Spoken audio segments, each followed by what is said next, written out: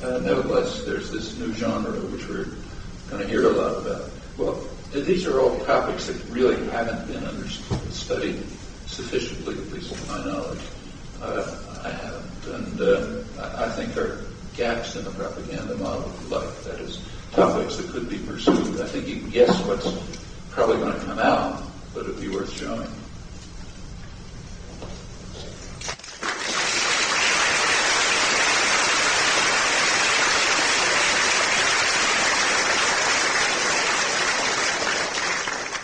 Just wanted to add that Linda McQuaig, in her speech a few minutes ago, was saying something quite like what Noam Chomsky was saying about Canada.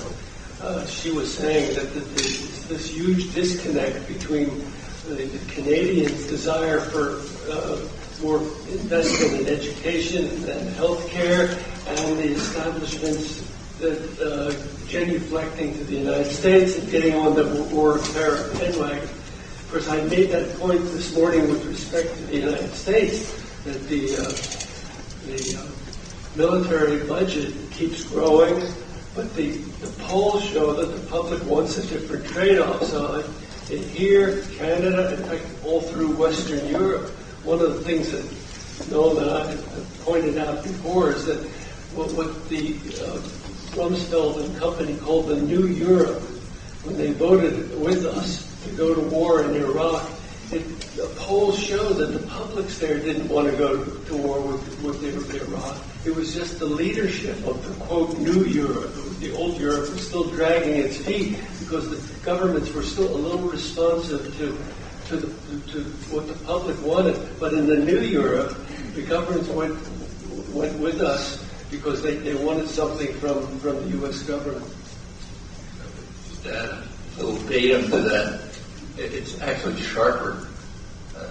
The New Europe, Old Europe distinction that was made in 2003, if you look at it, the Old Europe was the bad guys, France and Germany, the countries where the governments went along with a large majority of the population. New Europe, the good guys, was Italy and Spain. Berlusconi, great Democrat for those who know, Aznar. In fact, Aznar was so hailed as such a leader of democracy and so on, that he was invited to the summit where Bush and Blair declared war. He sat there politely at the summit. He went there with the support of 2% of the population. And that's New Europe, leading the way to democracy. Now you have to be a well-trained intellectual to see that and to be able, and not to collapse in ridicule, and then to go on and talk about the democracy mission. That takes, it's an impressive feat to achieve that level of indoctrination. I had one more little piece of icing. The last piece of icing is that the Turkish people who wanted 90% of the people didn't want the government to participate in Iraq, but Wolfowitz made a speech in which he said he couldn't understand why the Turkish military didn't do something about this. So here's the leaders of the democracy promotion actually calling on the military to essentially overthrow a government when its populace was 90% against a U.S. favored policy.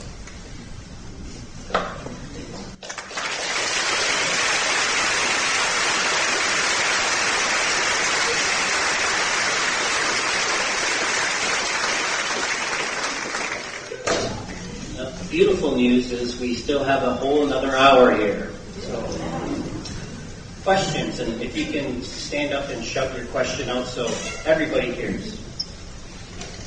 Over there. Hi. One of the themes of this conference has been alternative media, and it seems to me that they are a really strong force because they're kind of run by the few voters heard, for one thing. So that means they're not as indoctrinated, and they also seem to be largely immune to filters. But the biggest problem seems to be that so I'm just wondering, other than actually consuming alternative media, what strategies do you see being effective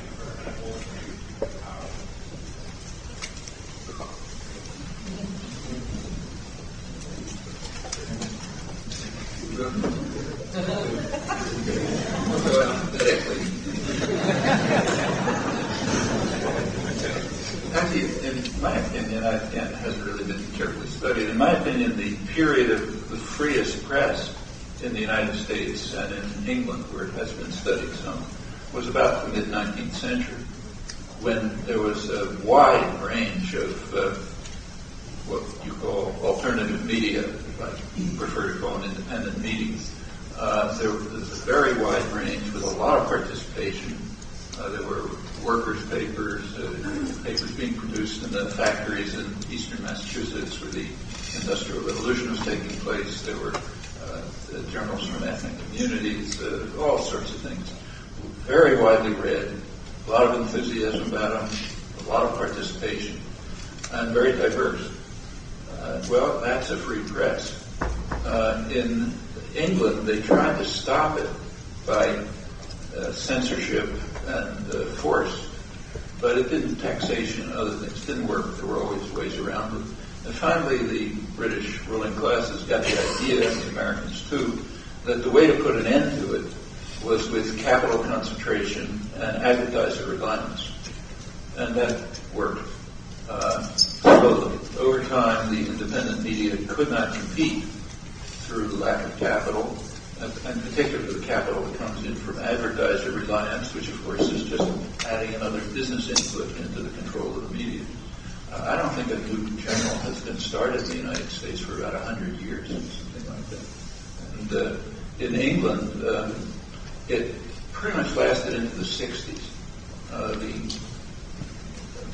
The most read English daily newspaper, Daily Herald, finally collapsed, I think, in 1964, something like that. It had more circulation than the other half dozen big newspapers combined. A lot of participation, but it was kind of social democratic, labor-oriented. So it couldn't get advertising, didn't have capital.